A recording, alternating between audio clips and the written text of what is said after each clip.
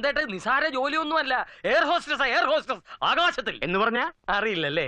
വിമാനത്തിലെ യാത്രക്കാർക്ക് ചായ, കാപ്പി, biscuit, cool drinks, breakfast, lunch, dinner ഇതൊക്കെ ചിരിച്ചോണ്ട് എക്സ്ക്യൂസ് മീ എന്ന് പറഞ്ഞ് സപ്ലൈ ചെയ്യുന്ന ലലനാമണികളാണ് എയർ ഹോസ്റ്റസ്, അതായത് സപ്ലയർ.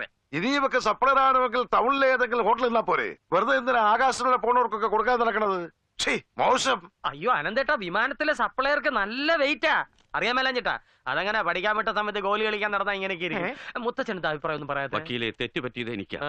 എന്റെ കൺമുന്നിൽ നിന്ന് അകലെ വിട്ട് പഠിപ്പിച്ചു. ഇനി അവൾ എന്റെ കൺവട്ടത്ത് നിൽക്കില്ല. വേണ്ട, എനിക്ക് സഹിക്കാനാവില്ല. അവൾക്ക് ജോലിയും വേണ്ട, ഒരു മണ്ണാങ്കട്ടി. അതെ, അതാണ് നല്ലത്. ഒന്നുമില്ലല്ലോ നമ്മുടെ കുടുംബത്തിൽ ഒരു അന്തസ്സല്ലേ. താൻ ഇതുവരെ പറഞ്ഞത് അങ്ങനെയല്ലല്ലോ. ഇതുവരെ പറഞ്ഞതും അങ്ങനെയൊക്കെ തന്നെ, മനസ്സിലാഞ്ഞു. വക്കീലല്ലേ, മാറ്റി പറയും. ബാല, അനന്ത, ഇന്ന് തന്നെ ബാംഗ്ലൂർക്ക് പുറപ്പെട്ടോളൂ. വക്കീലെ, വഴിച്ചലും എന്താ കൊടുത്തോളൂ.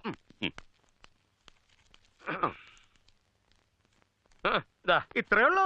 തിരിച്ചു വരുമ്പോ കണക്ക് തരാൻ മറക്കരുത്. കള്ള കണക്കായിരിക്കരുത്. Good morning.